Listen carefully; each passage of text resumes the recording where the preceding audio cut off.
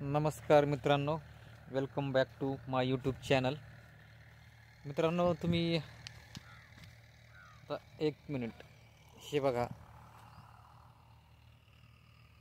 पूर्णपणे ढगाळ वातावरण आणि हे बघा आमच्याकडे आज झाला आहे पाऊस. हे बघा,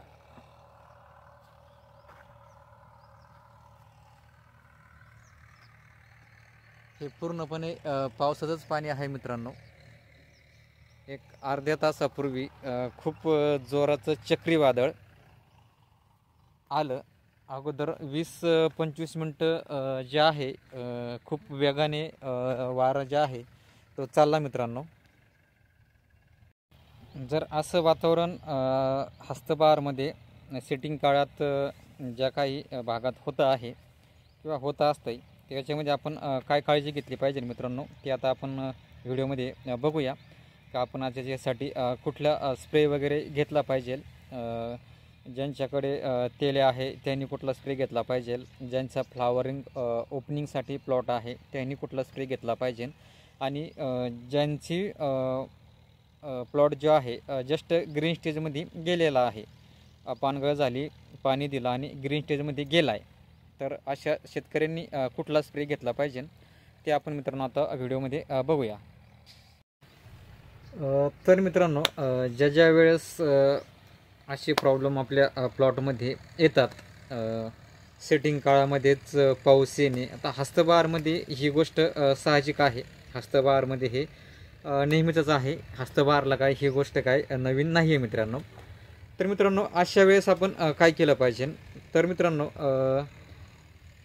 ज्या शेतकऱ्यांच्या प्लॉटमध्ये ऑलरेडी तेल्या आहे अशा शेतकऱ्यांनी पहिला जो स्प्रे आहे हा तेल्यासाठी काढला पाहिजे मित्रांनो, जेणेकरून तेल्या हा लगेच थांबल्या जाईल, त्याला स्टॉप केलं जाईल तेल्याला.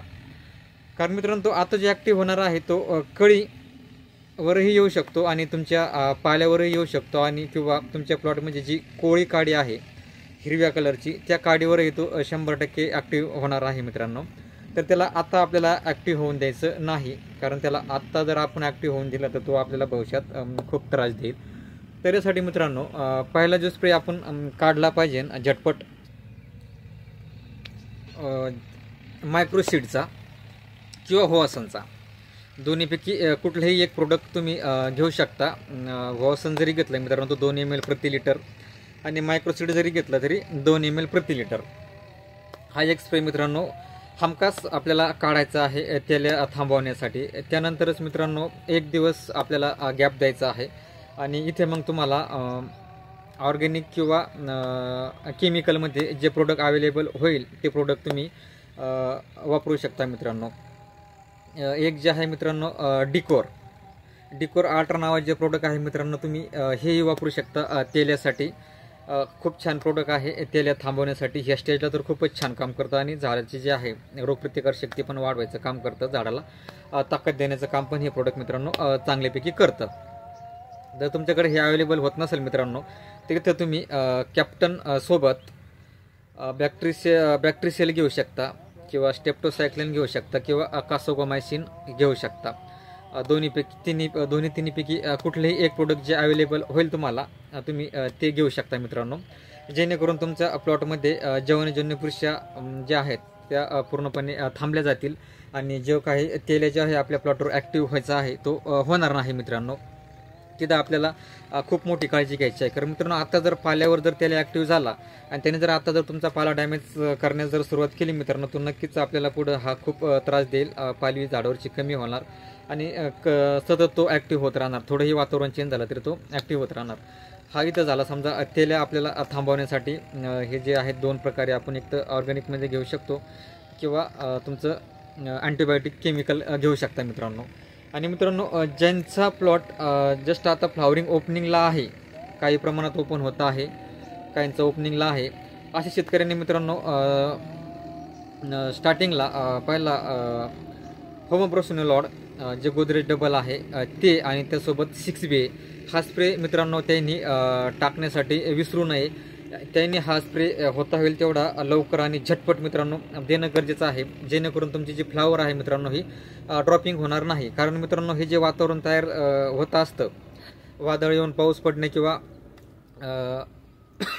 सॉरी मित्रांनो, वादळ येऊन पाऊस पडणे किंवा असाही पाऊस पडणे, तुमचा पावसाचं प्रमाण कमी असो किंवा जास्त असो, पण तुम्हाला इथे गोदरेज डबल आणि 6Bचा स्प्रे मित्रांनो टाकायचा आहे, जेणेकरून तुमची जी कळी आहे ही चिटकून राहील झाडाला आणि ती ओपन झाली का मधमाशीची ॲक्टिव्हिटी प्लॉटमध्ये झाली का ती तुम्हाला सेटिंग तिची सेटिंग मित्रांनो भेटून जाईल, जे ड्रॉपिंग होणार नाही. कारण मित्रांनो ही ड्रॉप झाल्याच्या नंतर पुन्हा नवीन कळी निघायची आणि ती निघता ओपन होता हा बराचसा त्याच्यामध्ये मित्रांनो मोठा जो पिरियड आहे तो जे आहे मित्रांनो तुमचा जाणार आहे.